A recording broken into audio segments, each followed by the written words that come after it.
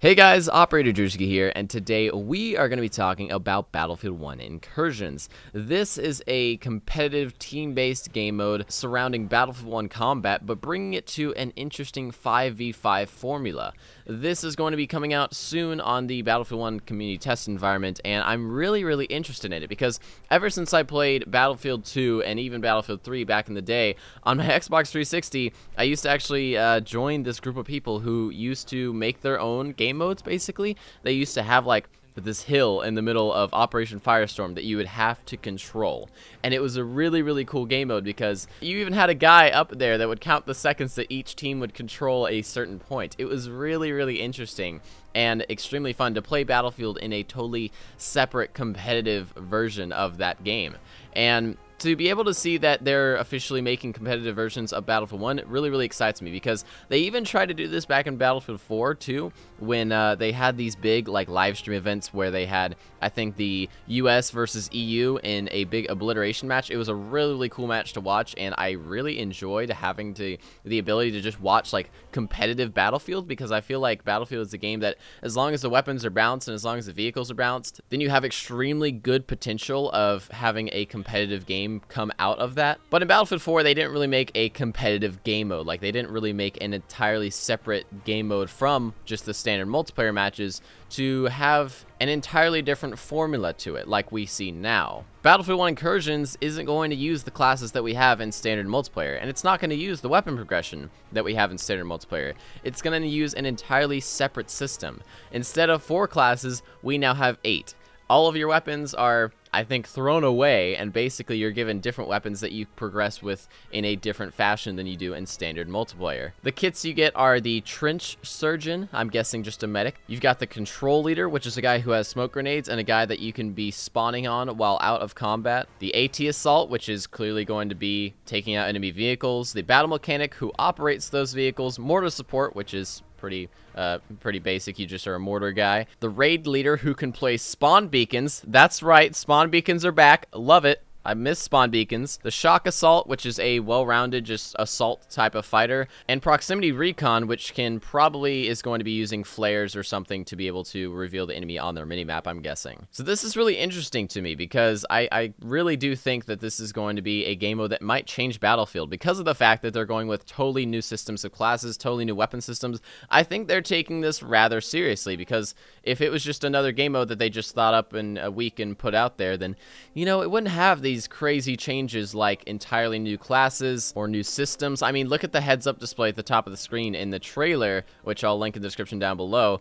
It's pretty interesting. And also, for another link down in the description down below, I will leave the closed alpha sign-up, because there is a sign-up process for this. I think this is going to be on CTE, but it might be an entirely like different, it might be a whole different like game file at the moment. I'm not really sure, but I'm just really excited to see what this game mode is like, because I think the potential for this game mode to become very popular and actually bring up the Battlefield 1 community, if it catches on, it is pretty high. Like, there's a high chance that if they do it right, then this game mode could be really high in popularity compared to what Battlefield 1 has been doing lately, which is kind of lowering in population. But I think of that lowering of population as just a clear reaction to the lack or slowness of the DLC releases. I mean, we had the French DLC, which had, I think, 4 maps, and then now it's been like, I don't even know how many months since that DLC released, but that DLC released like 6 months after release, and then now like 4 months after that DLC, we're finally getting another one.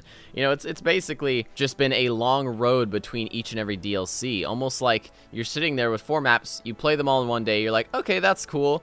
And then you have to wait a long duration of time to get those next maps coming out. So a lot of players are just kind of getting bored of the game. And I think that's just due to the lack of quickness of the DLC releasing. But I think that when In the Name of the Tsar comes out, I mean, that's 6 new maps coming out, so that's going to bring people back quite a bit. And also, if this Incursions game mode comes out and is quite popular with the community as well, you might see some more of the hardcore players that have quit playing the game over time come back and kind of get reinvigorated to play the game. Now, my only worries with this game mode is that in Battlefield 1, there are really big advantages to certain weapons. The Automatico, for example, is a weapon that you can just hip fire around all day, all night, and it doesn't really have a disadvantage. Like, maybe it's small magazine capacity or like it's long distance damage, but really, it is a gun, it's a jack of all trades when it comes to close quarters combat. You've got the medic class with the auto-loading 25, which is a great all-round gun, and if you need to shoot somebody at farther ranges, which is his weakest option, you just shoot a little bit slower with the fire rate, and boom, you've got the accuracy of a standard medic rifle. For the support, you have the bars, and those are just absolute assault rifles. I mean, those things are just destructive. I mean, there's clear guns that everybody who's played a little bit of Battlefield 1 knows that everybody uses. You rarely see an MP18 or, like, the M97 shotgun out there on the field, just because people realize the advantages of certain guns very, very quickly. There's clearly going to be trends. And I personally wonder that if these weapons that are clearly a little bit more powerful than others in the game are going to be in this game mode, and if they're going to be weapons that you unlock as you rank up, because I told you guys with Project Argo, if you have a competitive game, you really do have to balance out those weapons. Project Armo, what? I'm just gonna leave that in. I'm not even gonna cut that out. Project Armo. It's basically an Arma mod, so I guess it's Project Arm. I'm going to keep calling it Project Armo for the rest of this entire video. So as you're playing the game, you're getting better at it, but then you're also getting better weapons every single match. I mean, this is the difference between a 6-shot kill to a 2-shot kill with just a standard assault rifle. And I hope this doesn't kind of mirror what's going to happen with Battlefield 1 Incursions, which still we have no clue. This is a lot of just speculation.